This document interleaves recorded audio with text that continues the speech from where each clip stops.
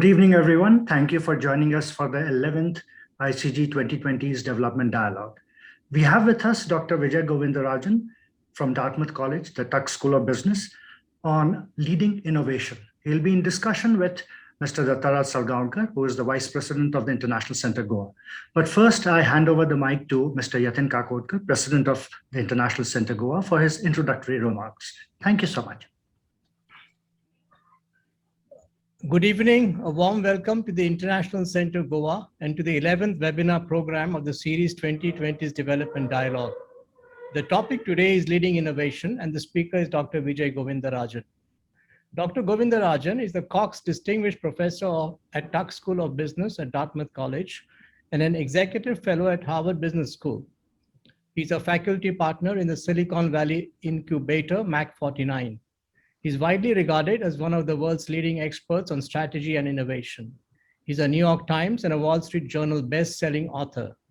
His most recent bestseller is The Three-Box Solution, a strategy for leading innovation, which is the subject of our webinar today. Dr. Govindarajan not only explains what prevents organizations from innovating, but also offers a pathway to change. He identifies a problem and provides a solution. He's well known for expressing profound ideas lucidly, and this is also very evident in the three-box solution. Steeped in the real world, his breakthrough ideas are weaved around case studies, explained in good detail. The concepts apply to all organizations, whether for profit or not for profit, whether large or small. Indeed, if properly implemented, the three-box solution can make organizations future-proof. In addition to numerous bestsellers, his articles in Harvard Business Review, the world's management Bible, have won critical acclaim. Re-engineering reverse innovations and Stop the Innovation Wars won McKinsey Awards from the best article published in HBR. How GE is disrupting itself and the CEO's role in business model reinvention are HBR all-time top 50 bestsellers. Dr. Govindarajan was named by Thinkers 50 as the top 3 management thinker in the world and received the Breakthrough Innovation Award in 2011.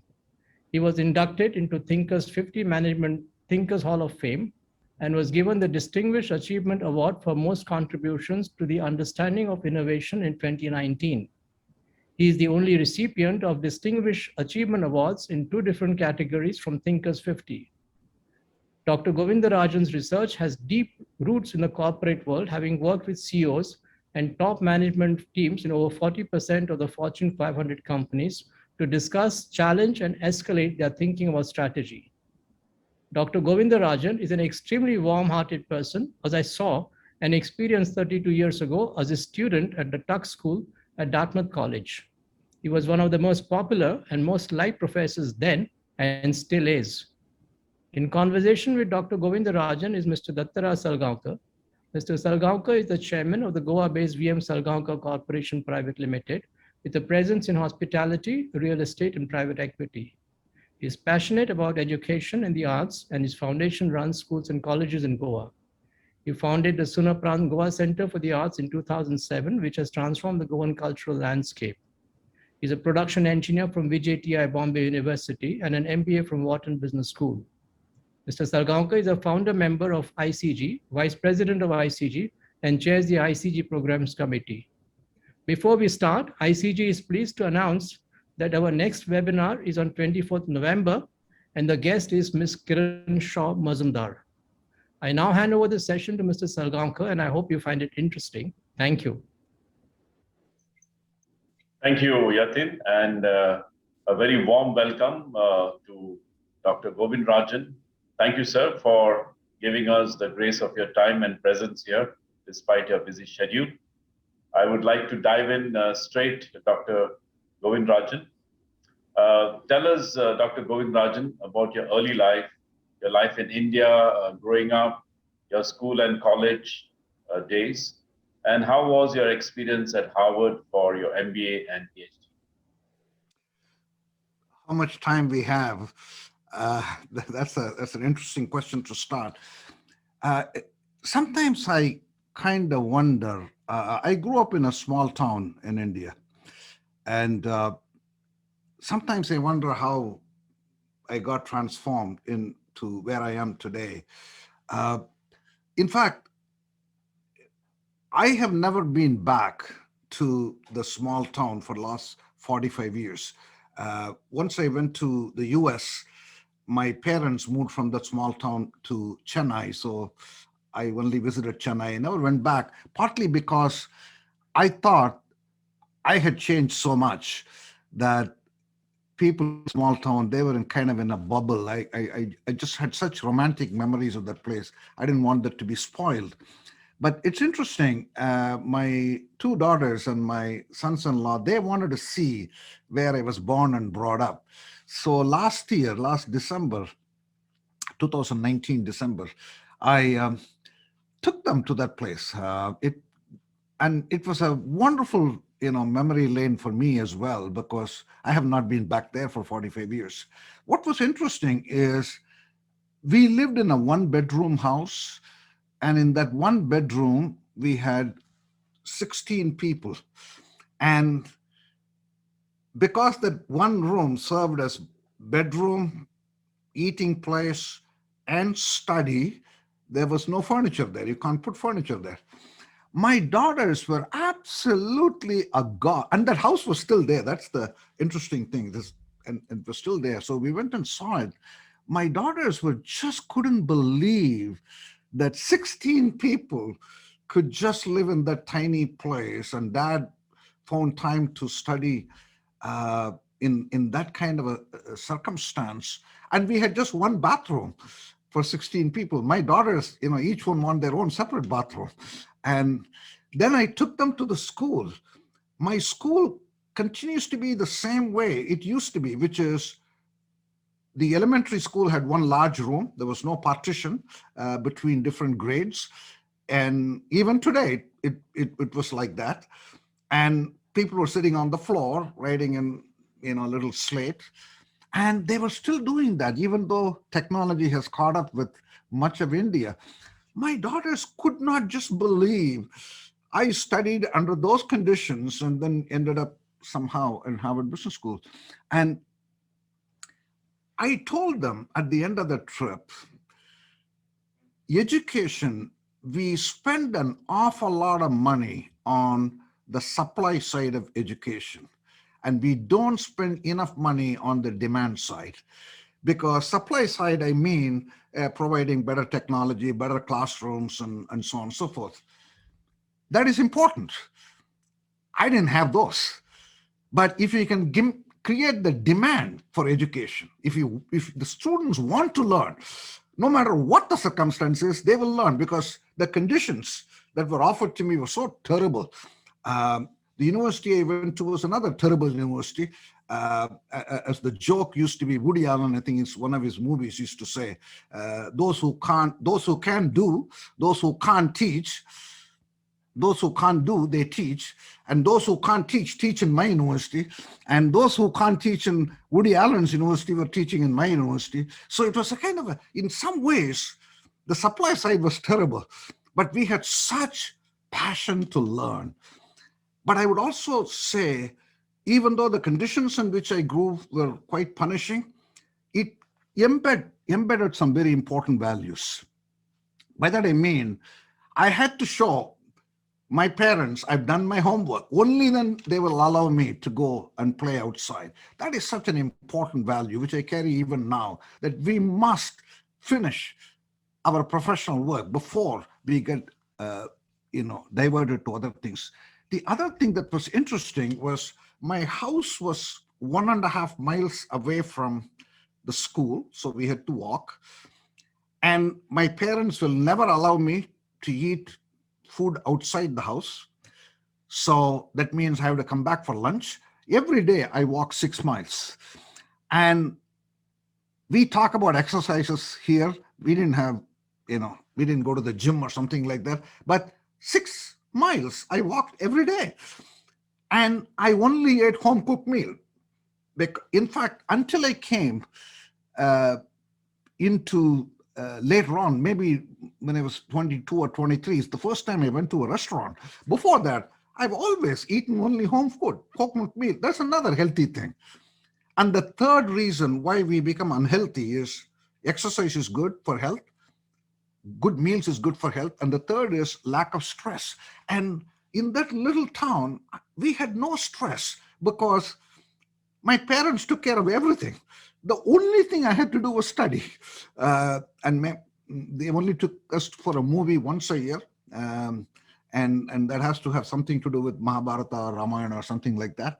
And life was simple. And simplicity has virtue, I think. In fact, I still remember when I came to the US, when I went to cafeteria and I asked for toast. And the guy asked me, what kind of bread do you want? White, wheat, blah, blah, blah. I said, there are different types of toast. I thought there's only one type of bread because we grew up with simplicity and that had a lot of value. So in a way, my growing up years were at once sort of very, very limiting, but also liberating. That's what I would say. And I can tell you about my Harvard Business School days. When I came to HBS, my worldwide perspective was somewhat limited, and therefore I thought I got the most out of Harvard Business School than anybody else. Because if you had gone to Philip Exeter Academy, Yale undergraduate, McKinsey, and then came to Harvard Business School, you got something. But the way the place where I grew up and the kind of frog in the well life I led, and even though I was at IIM Ahmedabad for a year before I went to Harvard Business School, my whole life experience was so limited. Every day was a learning for me. At Harvard Business School, I said, my God, I didn't know this industry existed. I didn't know this strategy is possible. So the learning for me was just phenomenal. But also there was a lot of struggle along the way because people don't understand when you come as an international student. You see, if you come to study mathematics in the US, mathematics is culture free. So if you're good in mathematics in India, you're going to be good in mathematics in the US. But management is very context specific. And I still remember when I had the final exam for marketing, and I thought I had prepared well and went into the final exam. And the Harvard Business School has an honor system where they don't answer any questions. There is no professor in the proctoring the exam. The exam is given to you and you can't ask any question to anybody. You got to answer the exam. And I got the case. I was pretty confident.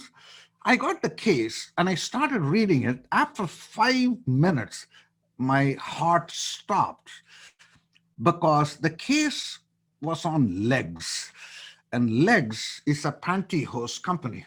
And I didn't know what a pantyhose was. Because in India, women don't wear pantyhose. It's a warm country. So I didn't know what a pantyhose was. And I was looking at the exhibit to see what exactly is this product. And they put some picture of an egg. I said, do you scramble it and eat it, or what do you do? And I was so crestfallen. But after about 15 minutes, I thought, I'm going to flunk this exam. But I said, what do I got to lose? Because I had prepared break-even point, 4 Ps, 3 Cs, target segment positioning, all kinds of framework. So I started applying that framework to the case without knowing what the product was. I positioned it, priced it, advertised it. And when I came out of the exam, one of my classmates, Dorothy Swaitenbank, very good friend of mine, and I asked Dorothy, what exactly is the pantyhose? And she said, you don't know what a pantyhose is? And you're sitting there in the exam for 4 hours? You're cooked. I said, that's all I need to hear. As a footnote, I got honors on that exam. And because the professor wasn't looking at what the content was, he was looking at whether I checked all the boxes, 4 Ps, 3 Cs, and target segment positioning, and so on and so forth. That's when I concluded marketing has no intellectual content whatsoever. But anyway, that's I can talk endlessly, but I think where I grew up and where I ended up were two different worlds. Thank you for sharing this. In fact, I had a similar experience at Wharton about the same pantyhose point of positioning. It was sold in supermarkets than in the stores. So that's another thing. Tell us about your grandfather. You mentioned your parents, but you have quoted him in one of your interviews, Tagore Thatta. I hope I'm pronouncing it well, that he invested countless hours in education to guide you and secure your future. Tell us something about him. My grandfather is just about everything for me, really. The interesting thing about him is he was a voracious reader. In fact, he taught himself French so that he can tutor me. He taught himself math so that he can work with me. He taught himself physics so that he can guide me. And the interesting thing, as long as I could remember him, probably I got to know him when he was about 55 years or so. And then he died quite late, 97, he died. And as long as I remember, he had no job. He had no job. Yet he was the most learned man that I know. He used to read Shakespeare. He used to read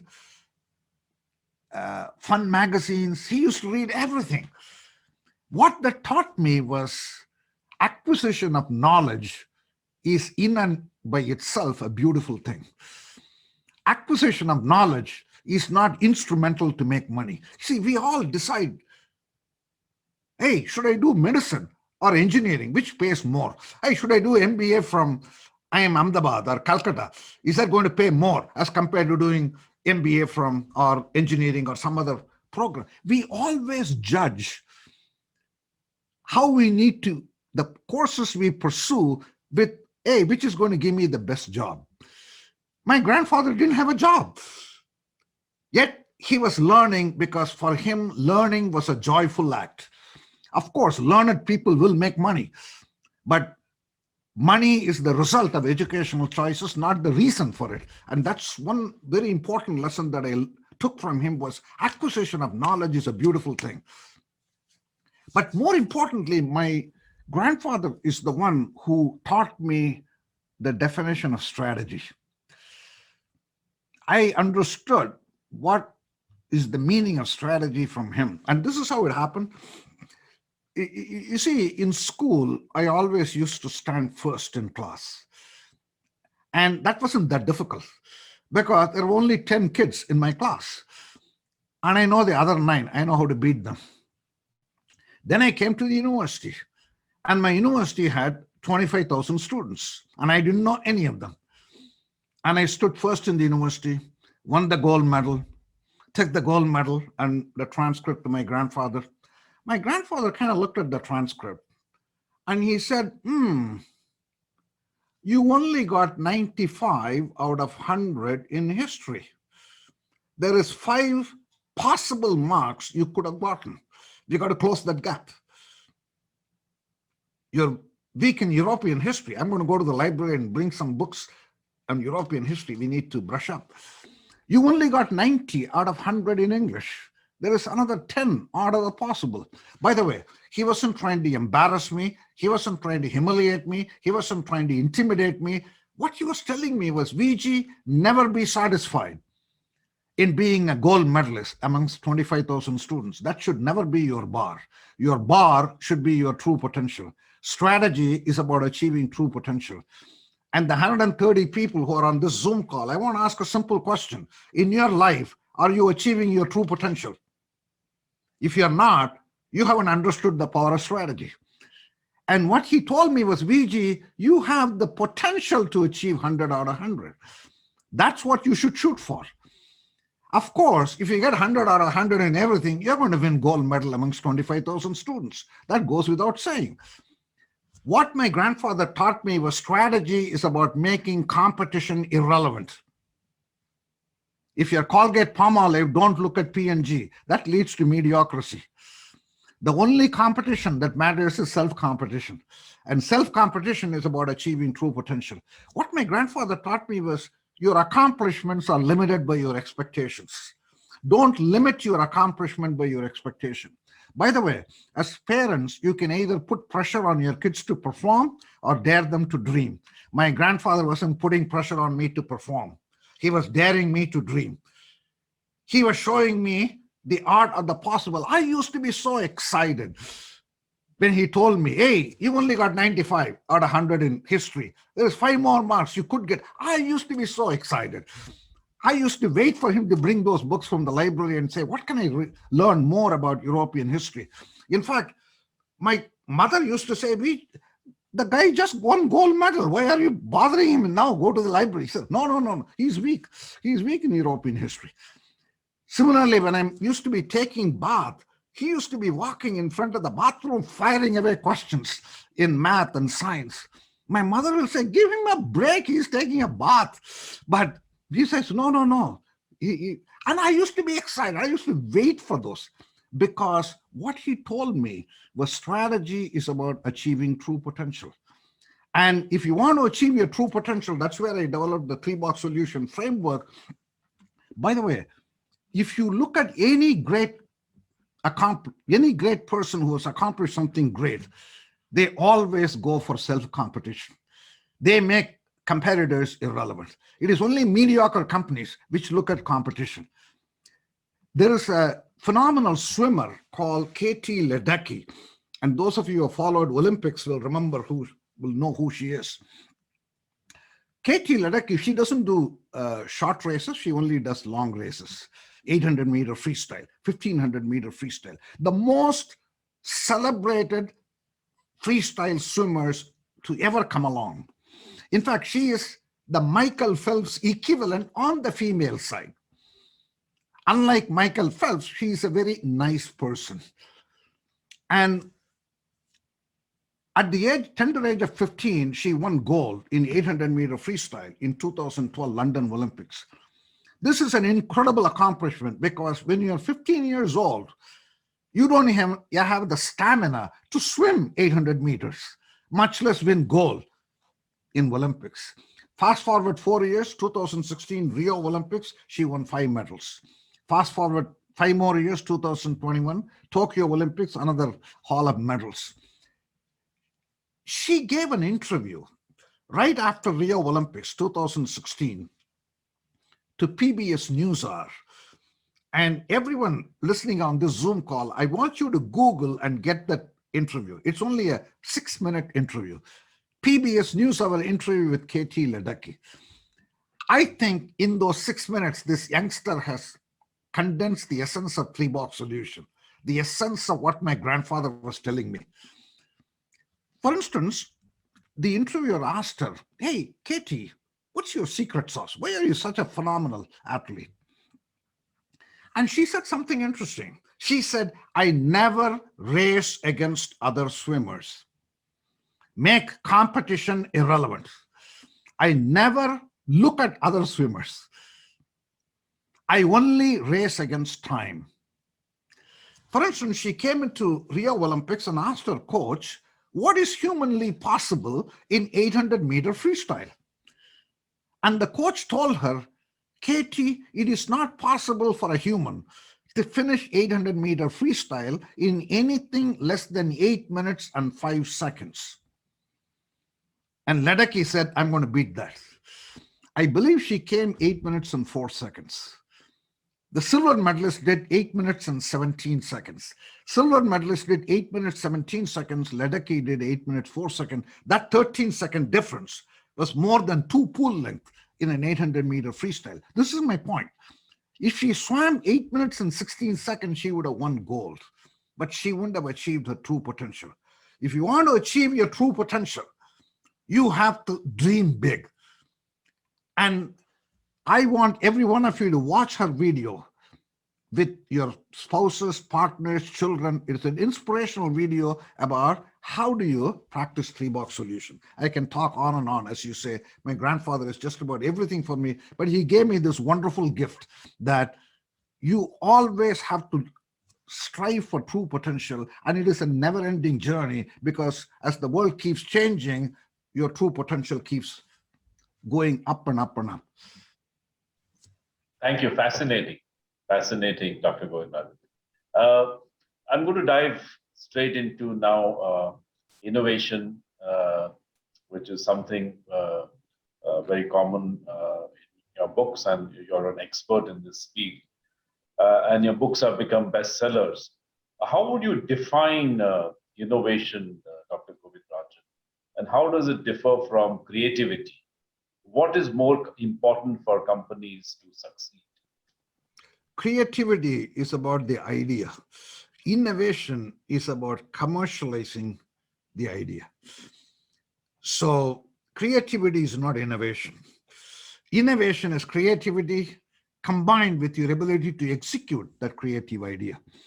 So therefore, I always like to think of an equation. Innovation is creativity multiplied by execution. I like multiplication because multiplication implies that if you have a score of 0, either on creativity or on execution, you have a score of 0 on innovation. You can have brilliant ideas. If you don't know how to execute it, there is no innovation at all. Similarly, if you don't have good ideas, it doesn't matter how much you know how to execute, there is nothing. 0 score on innovation. Thomas Alva Edison, the greatest innovator of all times, put it very well when he said, innovation is 1% inspiration and 99% perspiration. And that 1% inspiration is creativity, is the idea. 99% perspiration is the execution.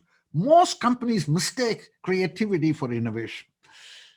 In fact, the day you come up with an idea, the value of an idea is 0, isn't it? It's just an idea, that's all it is.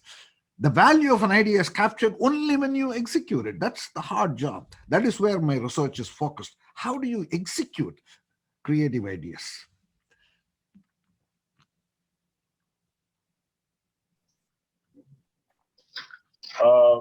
In your book, The Three-Box Solution, Dr. Govindarajan, which has been an extremely successful book, and you've developed it over a course of almost 35 years working with corporations and institutions. You have mentioned that one of the inspirations of your idea was from the Hindu universe of our three gods, Brahma, the creator, Vishnu, the preserver, and Shiva, the destroyer. Can you please walk us through this concept in bringing about innovation successfully? You see, the three-box solution is a simple frame to achieve true potential, which is what the purpose of strategy is. What the three-box solution says is, if you're an organization, think about all the projects you do and put them in these 3 boxes. How many of the projects you're innovating or you are executing in the year 2021 will be in box 1? And box 1 is about manage the present. How many of the activities in 2021 are in box 2? And box 2 is about selectively forget the past. And how many of your activities are in box 3? And box 3 is about create the future. Manage the present, box 1. Selectively abandon the past, box 2, and create the future, box 3. And what I find working with organizations is organizations way over focus on box 1. And then they think they are doing strategy. Yes, box 1 is important, but strategy is about achieving true potential. Therefore, you have to also focus on box 2, box 3. And what is the challenge for organizations in box 3? How are you going to create your future in the year 2030? And if you want to create your future in the year 2030, then you have a job to do in box 2. Namely, you have to selectively forget. And let me clarify one thing right away. Strategy for any organization is about achieving true potential in the year 2030. But strategy is not about what you have to do in the year 2030. It's about the projects you are executing in the year 2021 across the three boxes so that you reach your true potential by year 2030. Box 1 is performance gap. Box 2, box 3 is possibility gap, the art of the possible. Therefore, if you want to become a leader in the year 2030, it's not about what you do in the year 2030. It's about how you allocate resources in the year 2021 between projects which will close performance gap plus projects which will close possibility gap. And the reason why this is such a humongous challenge is in the year 2021, you have two types of innovations you got to do. One type of innovation is closing performance gap in box 1, which is what I call linear innovation.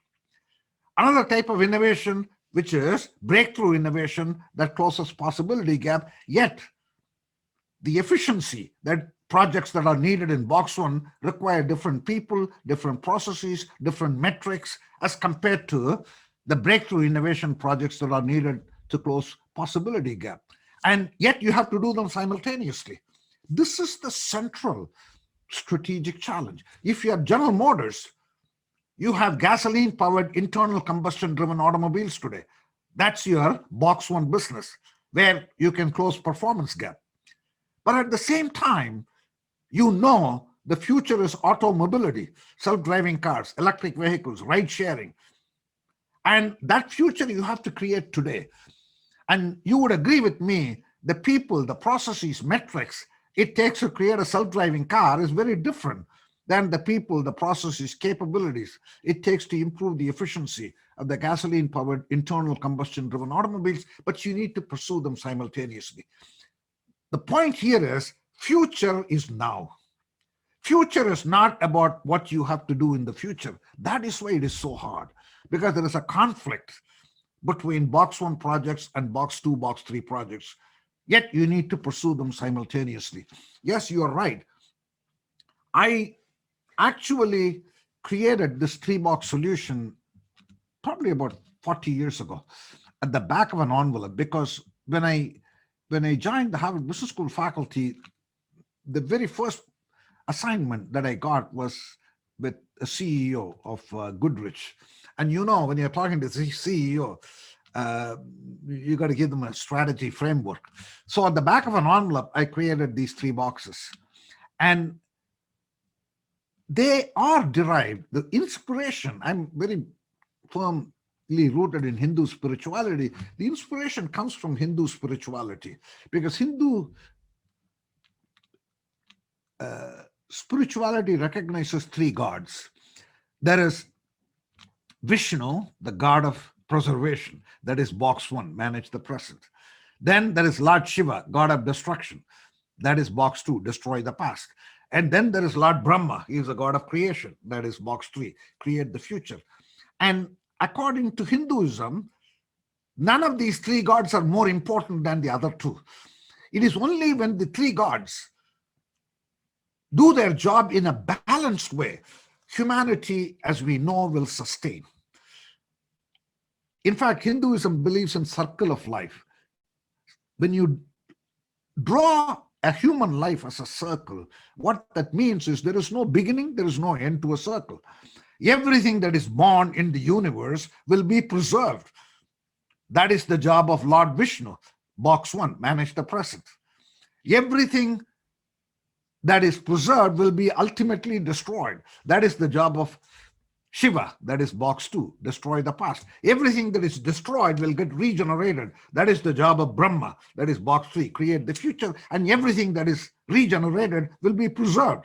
And that is how this circle of life happens. That is why human beings have existed. Our existence is explained in the Hindu philosophy using the circle of life concept. I simply took what was written in the Hindu scriptures 5,000 years ago and simply repackage it and present it to corporations. If you as a company have to live forever, then you have to master these 3 processes: preservation, destruction, and recreation, as a rhythmic process. It's a never-ending process because the world keeps changing. Therefore, this job is never mission accomplished. By the way, the Hindu priests were also very good in pairing the lords with the right wives. Vishnu is married to Lakshmi. Lakshmi is the goddess of wealth. So if you do a good job in box one, you're going to make a ton of money. Shiva is married to Parvati. Parvati is a goddess of power. You need power to destroy things. And Brahma is married to Saraswati. Saraswati is a goddess of knowledge and wisdom. And you need knowledge and wisdom to really imagine the future, understand the weak signals, and come up with box 3 ideas. And I was simply presenting to companies a very simple idea that we knew for 5,000 years. It's simple to say, but not simple to do. And the reason it is very hard to do is you're asking companies to do two contradictory things at the same time. And by the way, this is the same reason 3-box solution can also be used to run one's personal life. This is not just for corporations, because everyone listening on this Zoom call, you must prepare a 3-box strategy for yourself. And every day you got to look at your calendar and say, did I spend enough time in box 1 today? Did I spend enough time in box 2 today? Did I spend enough time in box 3 today? Very important, because future is now. Future is not about what you have to do in the future. By the way, the reason why it is so hard for individuals to invest in box 3 every day is because if you don't invest in box 3 today, it doesn't hurt you today. It only hurts you in the future. That is why it is easy to postpone box 3 investments. Think about a box 3 investment for an individual, which is to do exercise every day. If you did exercise every day, you're assured of future health. Now, why can't you practice this simple, commonsensical thing? Because you may wake up today and say, you know what, November 12, 2021, I got to go listen to this VG. I got to check a lot of emails. I don't have time to do exercise today. I have a good excuse not to do exercise today. If you don't do exercise today, your health doesn't decline today. It only declines in the year 2025. That is why you postpone that investment. By the way, if you don't do exercise today, your health actually declines today. The decline is so small, you don't notice. Future comes in daily doses. Future never arrives all of a sudden in the future. You don't become old one day. You're becoming old every day. Let's accept that. By the way, it's interesting, this 1 hour, all of you listening on this Zoom, you put your box 1 on hold, isn't it? And say, hey, let's listen to this VG. Let's see whether he has got any good ideas. So for 1 hour, you're focusing on box 3. But after this hour is over, don't go back to 100% on box 1. That's my point. It is not that box 1 is unimportant. Performance gap is important. But it is a question of balance between performance gap and possibility gap. This is what my grandfather was telling me. VG, winning gold medal amongst 25,000 students, that's performance gap. But you have the art of the possible. Why don't you also pursue the possibility gap? And the way I will put it is, particularly for India, I think India is poised in a great spot now. And I look at the possibility gap for India. If India has to be a great country and achieve true potential by year 2030, the possibility gap for India in the next decade is much, much bigger than the performance gap. And if we believe that, then I challenge corporations in India. How many projects you have in the year 2021 that will address the performance gap? How many projects you have in the year 2021 that focuses on the art of the possible? If we truly believe to build true potential for India in the next decade, the possibility gap is much, much bigger than the performance gap. So that's sort of a short summary of where the 3-box solution originated. Fascinating. Thank you so much. Dr. Govindarajan, this 3-box solution, how would you apply this to a 100% pure startup, which may not have a parent company to nurture and incubate it, What inspiration can a startup take from the 3-box framework? In fact, if you are a startup, it is only box 3. because a startup is starting with a big idea. Actually, that's an advantage because you don't suffer from box two. But I have actually given this presentation in Silicon Valley a lot. And what happens is the strategy life cycle is much shorter in Silicon Valley. If you create a box three, other people quickly imitate what you do. Therefore, your box three very quickly becomes box one. Then you face the three-box solution challenge. In fact, the strategy life cycle in Silicon Valley is much, much shorter than in industrial companies. Therefore, three-box solution is absolutely relevant when you are a startup, and India is right now poised in that. There's so many interesting startups which have gone IPO. Zomato went IPO recently, and you got Baiju. The whole host of startups are, particularly on digital technologies or fintech, are coming up. Three-box solution has to be center, front and center for those companies. Yeah, because we have many startups coming up in India, and I think that's probably right that they have to start off with box three and then that becomes box one, and then they have to manage. Another question of relevant to India, Dr. Govindarajan, that we have this jugaad kind of innovation or culture in India. Like we just find some sort of solution in the cheapest manner possible with the limited resources.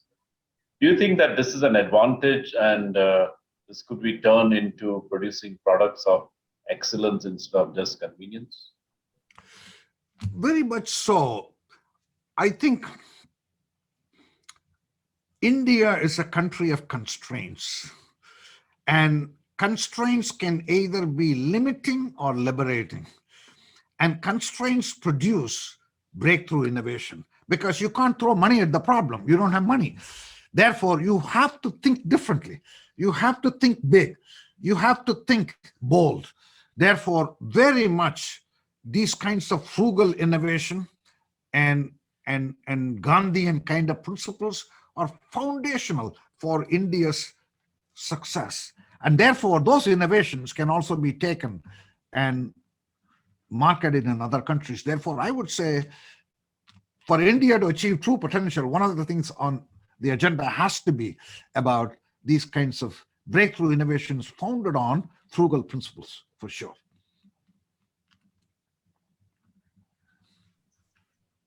And how much influence does social culture have on innovation? I mean, is your experience of innovation in societies where decision making is based on hierarchical order or consensus?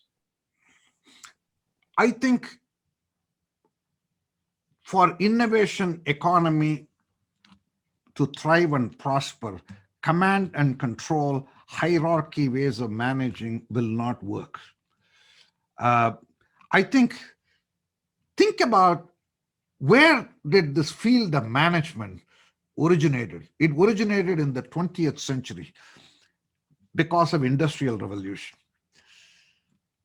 And Industrial Revolution created companies like General Motors, which are high volume, low error manufacturing. Therefore, the bureaucracy and hierarchy and top-down control coordination started when we had high volume, low error manufacturing. And the whole purpose of those companies, and in fact, the MBA programs initially started by creating MBAs to be sent to the industrial sector. In fact, many of the business schools like Sloan at MIT is named after CEOs. Sloan is the CEO of General Motors. So you can see the influence of industrial organizations in the way MBA programs were designed and delivered. And that model is hierarchy, bureaucracy, controls, several pyramid lines and boxes. That model is for consistency, efficiency, and making sure that the organization functions in an efficient way. That will not work in the innovation economy. Innovation economy is founded on agility, speed, and it can tolerate some inefficiency, but what you want is essentially breakthrough thinking. And for that, we need flat organizational structure, not multiple layers, which is what the industrial era organization was. Industrial era organization was top-down coordination. In innovation economy, it has got to be voluntary collaboration. In the industrial economy, the whole focus was on minimize errors. In the innovation economy, the whole focus has to be maximize errors. What do we mean by maximize errors? You have to test and learn. That is the only way you can innovate. Make small mistakes. You have to encourage that.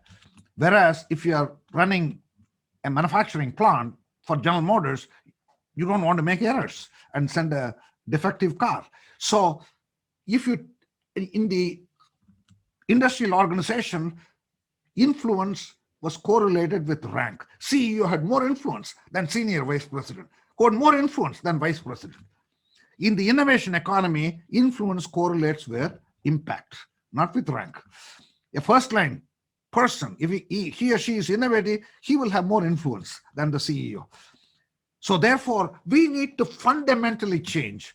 And India as a country, we are hierarchy bound. I remember the India that I left. And the India that I left, my boss, I used to work for a company called Delhi Cloth and General Mills, which I believe doesn't even exist anymore. And in DCM, I have to call my boss a sir. I can't call him by first name. That would be an insult. And I think in that kind of economy, innovation will never thrive. We have to create a different form of organization if India has to achieve its true potential. An organization which is based on every employee should feel they are owners. Today, at least in DCM that I was part of, employees didn't think that they were owners. And when you say employees should be owners, that means you should push decision-making deep down into the organization. That's one way to feel that I am a owner. And it should be strictly based on meritocracy. That's the innovation economy. Whereas in India that I left, it was all about nepotism. And if I'm the son or daughter of a founder, I immediately became a CEO. That is nonsense, in my opinion. That will never get you to the innovation economy that we are shooting for. So I would say we got to fundamentally change our management model. And there are good examples in India who have overcome there is a national culture, but there are some companies which are able to create a culture which is conducive for innovation. That is the kind of culture we need to create. Thank you. In these disruptive COVID-19 pandemic times, how do companies go about innovation and successful execution? You see, COVID-19, while it may be a global crisis, it also allowed us to practice things which we would have otherwise resisted. Take, for instance, faculty like me are the most resistant to change. We don't want to teach through Zoom. In fact, if our dean told us 2 years ago, hey, all of you guys have to teach through Zoom, there would have been a minor revolt, to say the least. But in 5 days, over last spring, Tech School and Dartmouth went 100% on Zoom, not just Tech and Dartmouth, the whole universities all over the world. COVID actually forced us to do things which we resisted, not just in education sector, in healthcare, we can look around other sectors. Now what we need to do is we need to learn from that experience and incorporate that and create a new normal. Therefore, I say it is a golden opportunity for us. If anything, COVID-19 is a golden opportunity for us to really remake the world. In a way, it is a better world. By the way, if you look back in history, whenever there was an external shock, and because of that external shock, we started doing something which we resisted until that point in time. Once the external shock was over, there was a permanent change. Take, for instance, World War II. World War II was an external shock. And say in UK, the men who were in factory jobs, they were sent to war. So the men who were doing factory jobs were sent to war. So somebody had got to do those jobs. So employers reluctantly recruited women to do factory jobs, something that they resisted until that point in time. Once the World War II was over, what we found was women not only did those factory jobs, some of them were outstanding in those jobs. Women's movement has never looked back since World War II. That is the same situation we are in today. COVID-19 has forced us to do experiments on a global scale, experiments we resisted until this point in time. Therefore, let us not waste a good crisis. As Winston Churchill used to say, do not waste a good crisis. And we had a great crisis. Let us not waste it.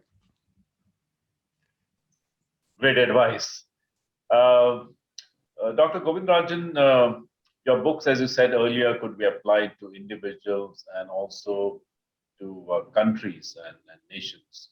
Tell us something about reverse innovation. Can a country like India have an advantage in development and wealth creation with reverse innovation?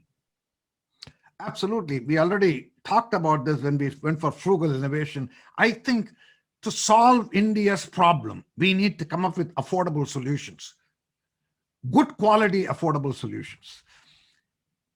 Those solutions will have applicability all over the world. That is the whole notion of reverse innovation. Reverse innovation is about innovating in a poor country like India and then taking it to a rich country like the US, as opposed to the normal way innovation flows, which is always starts with a rich country and flows down to poor countries. Why can't we reverse the process? Absolutely is a big idea, big possibility.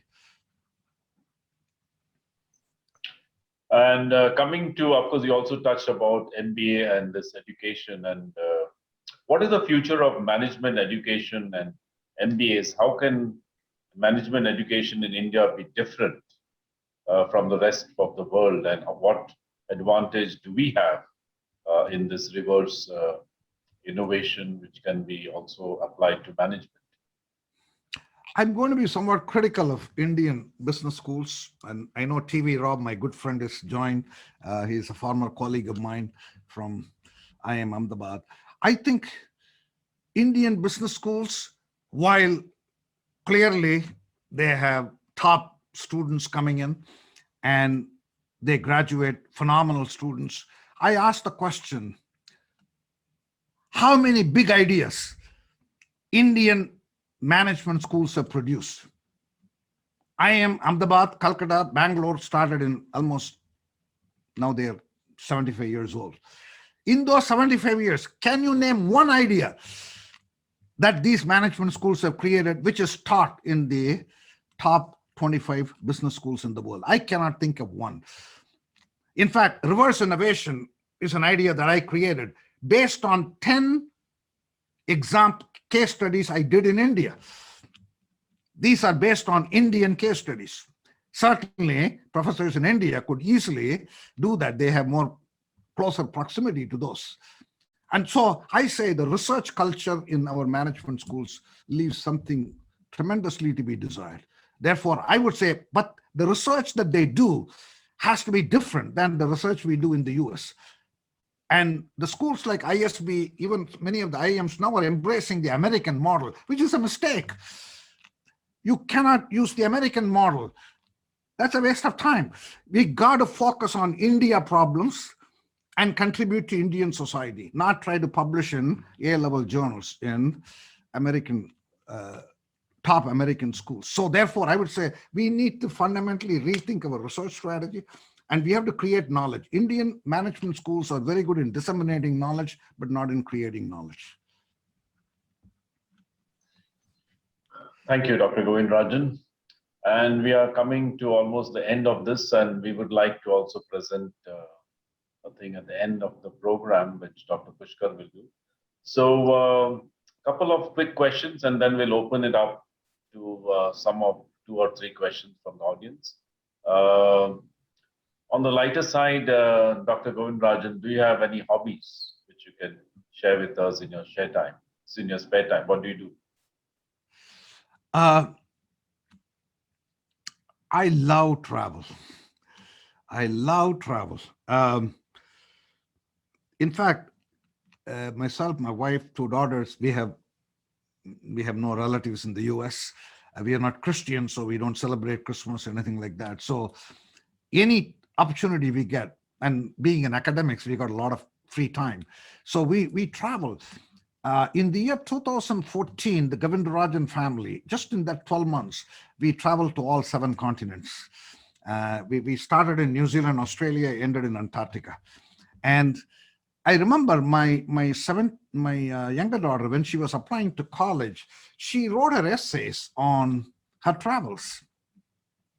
And that essay was based on traveling to 75 countries and making more than 125 trips abroad. And she was all of 17 years old. And I feel like travel is a wonderful gift we have given to ourselves and our children, because travel, of course, is entertaining, but also it brings the family closer together. Because if you're in Egypt, we don't know anybody other than the 4 of us. So and we eat breakfast, lunch together. It's like, it really brings the family together. But it's also a wonderful teaching moment. Travel is a wonderful teaching moment. I'll give you a very quick example. Once we took a trip from Florence to Venice in a train. And as you know, the train has compartments where 8 people can sit. We were 4 of us. And in some station between Florence and Venice, 2 Americans got into our compartments. And they looked positively scary. Big, tall guys, toned jeans, colored hair, looked like they hadn't taken a shower in a couple of days. And in fact, I don't forget how old our daughters were. Maybe they were 10 years and 7 years old. And these 2 guys come in. Our daughters were absolutely petrified. But when someone is in your compartment, you got to start talking to them. When you started talking to them, we found they were the most interesting people you will ever come across in your life. They were so educated, so well-read, so interested. In fact, they were fascinated that our daughters were interested in art, architecture, museums, etc. And these 2 characters had already been to Venice once. So they told our daughters, hey, if you like this in Musée d'Orsay, this painting by Van Gogh, you should see Van Gogh's painting in Venice. Then what happened was, when we were in Venice, we ran into the same 2 guys on the street. Venice is not a very big place. And when we saw them, those 2 guys, those 2 Americans, white Americans, they shook my hand and said, Vijay Govindarajan, how are you doing? Correctly pronounced the 4 names. Our names are not easy to pronounce. And they asked our kids, hey, did you see that painting that I asked you to see in Venice? How did it compare to what you saw in Musée d'Orsay? That day, when we were having dinner, I told my kids, never judge anybody by how they look. Judge them for who they are. Well, if you said that in a vacuum, it'll go over their head. But that was a wonderful teaching moment for them. In fact, sometimes even now, our daughters will tell me, Dad, I wonder where those 2 characters are. I wonder what they're doing, because it made such a big impact on them. So travel is my big passion. My second big passion is I love movies. See tons and tons of movies.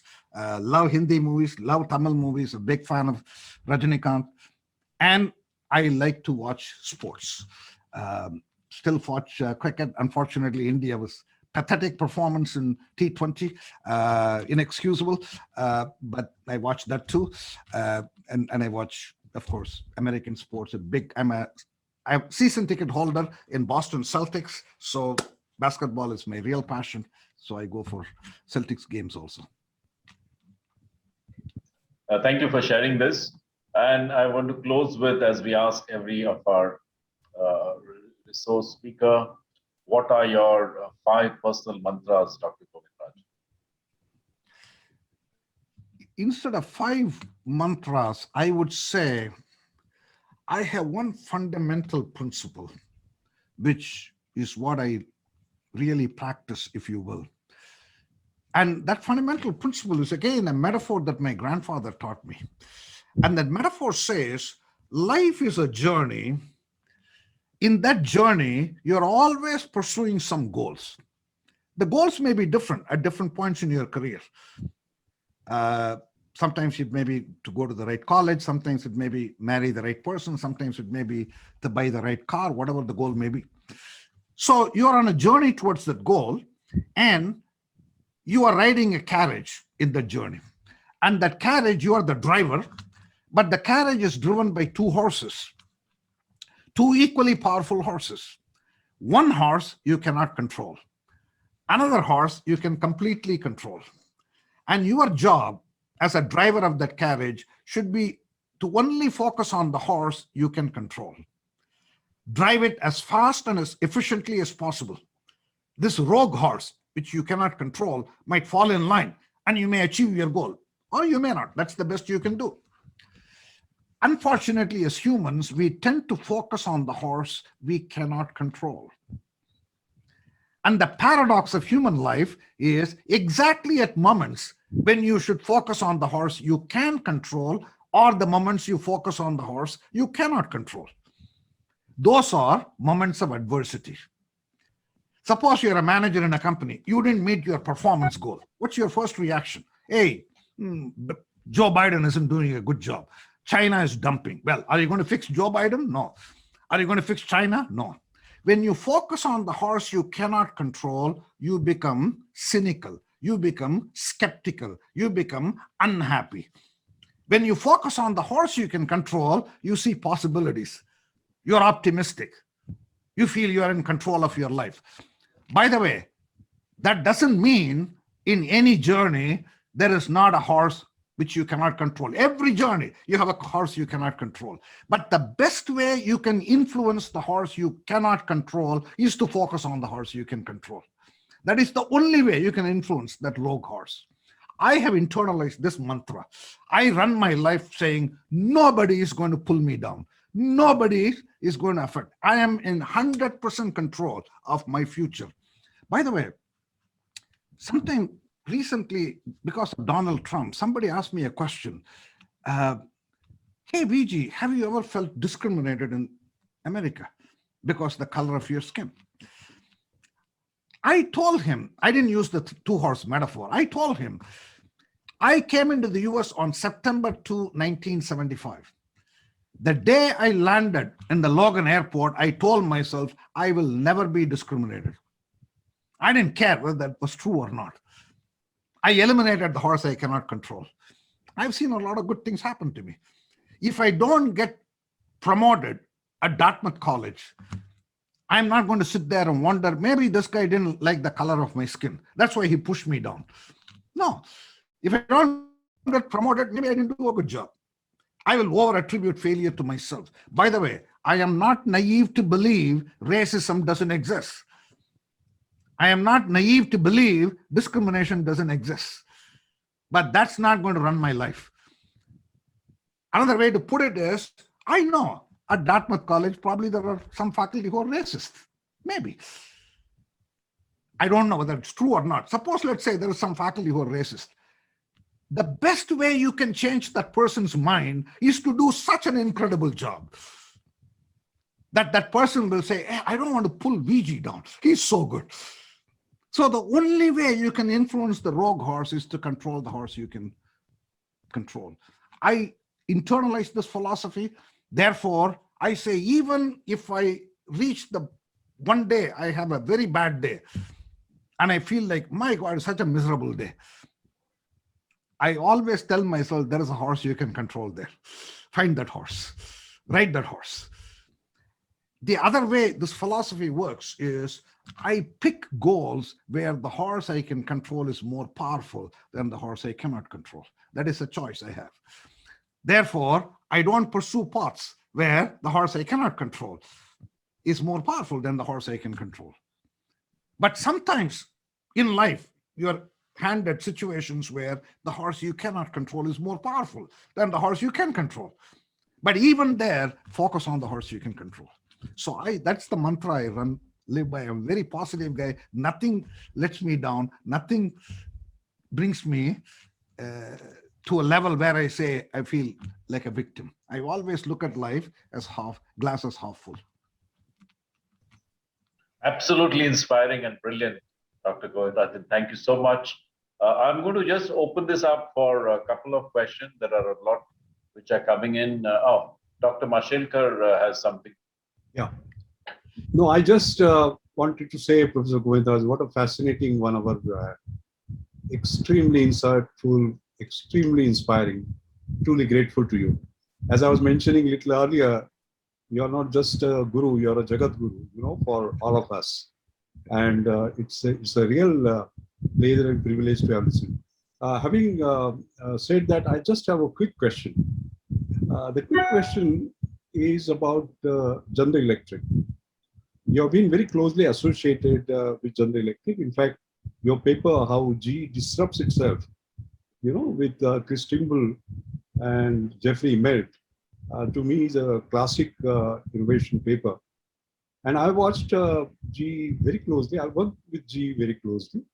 When I was the director of National Chemical Laboratory, the licensing of 3 US patents to them was an Indian history in the area in which they were predominant, that was polycarbonates. And that is where Jacques Welch said, if they are so good, why are we not there? And that is how the Jacques Welch R&D Center came up. So I have seen the heydays of Jacques Welch and so on and so forth, etc. What happened? Why did the tumble take place, number one? And number two, of course, now they have decided to break up into 3 as the news came up. But you have those deep insights about this 129-year-old great sort of GE and your insights about what happened there, because we may have lessons from these for our great conglomerates. It's a great question, Ramesh. I think if I were to put my hands on one thing which undid GE is the GE capital, because the reason GE came into financing was originally to finance their appliances and the hardware that they were selling. So if someone wanted to buy a washer or a dishwasher or washing machine or aircraft engine, they needed financing. That is how they got into financing. But soon, financing became a business by itself. And it really started in the 80s, 90s. It just grew like crazy. And the Great Recession dealt a death blow to the finance sector. And GE had placed their bets in GE Capital in areas where they just enormous amount of losses. If you really pare down their GE industrial businesses, particularly aviation and healthcare, GE Energy has its own problems. Aviation and healthcare, they are outstanding performers. But that all gets swept up in the losses in GE Capital, because when in GE Capital, losses don't come in $1 or $2, they come in billions of dollars. And so that's one, GE Capital is one. The second I would say is Jeff Immelt made some bad bets, particularly with regard to, he entered fossil fuel in a big way at a time when the world was changing towards renewables. That really sank the energy sector. And the third I would say is, I think the world is saying conglomerate is not adding value. So these are unrelated businesses cobbled together, and therefore they say, why should these companies be together? Let the market judge how well GE Healthcare is doing against other healthcare providers. Why should that should be part of one company? Therefore, those are the 3 reasons I would say, Ramesh. And if there is a lesson, that is what we need to take. That is why I really admire Anand Mahindra, because Anand Mahindra, even though India has a lot of conglomerates, but Anand Mahindra has spun them out as public companies. And it's a kind of a federation model.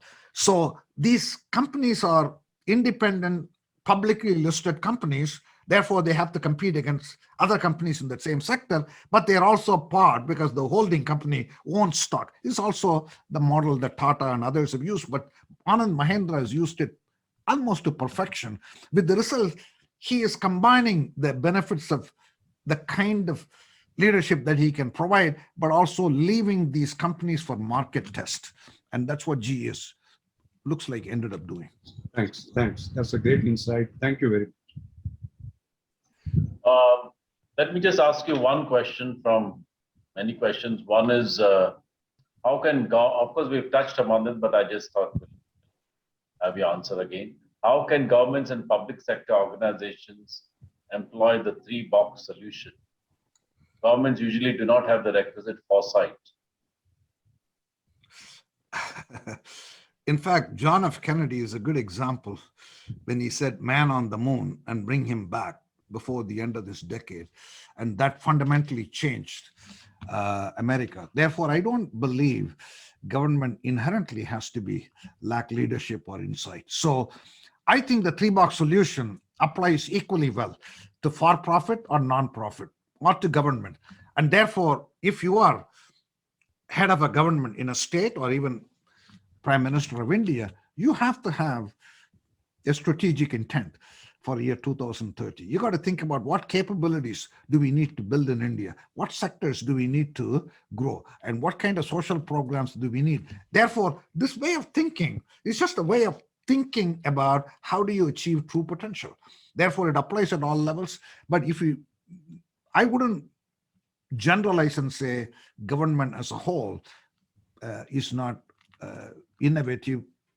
As we said, that is a problem even amongst corporations. Not all corporations are innovative either.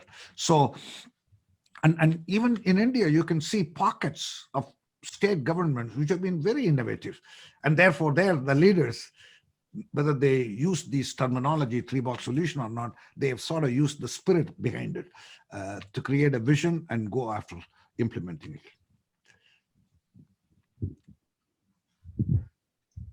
Thank you so much, Dr. Govindarajan, for your time. It has been most inspiring, as Dr. Mashelkar himself said. You're not a guru, you're a Jagat Guru. And thank you so much for sharing your thoughts, your ideas. Absolutely brilliant. We have a lot of management students and others also who are participating, and I'm sure they will be much inspired by your talk. I'm going to hand this over to Dr. Pushkar because he has put up a link to LinkedIn. I'm sure many people would like to connect to this. So let me hand over to Dr. Pushkar. Thank you once again, Dr. Govindarajan. Raj, thank you. Yatin, thank you. Ramesh, thank you very much. Thank you. Thank you very much. Thank you.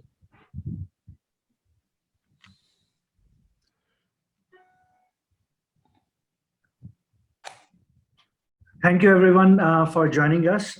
And thank you, Dr. Govindarajan, for this fascinating and very, very stimulating session we just had. I'm just going to share this slide for those who are interested on Dr. Govindarajan's work on the three-box solution. You can follow him on LinkedIn, and the address, I think, you should be able to see on your screen. So I'll just very quickly read it out, https://www.linkedin.com/n/Vijay Govindarajan/. So for updates on three-box solution, please follow Dr. Govindarajan. And thank you once again, everyone, for joining us, and good night. Thank you. Thank you. Thank you, Dr. Govindarajan. Thank you. Thank you. Take care. Thank you.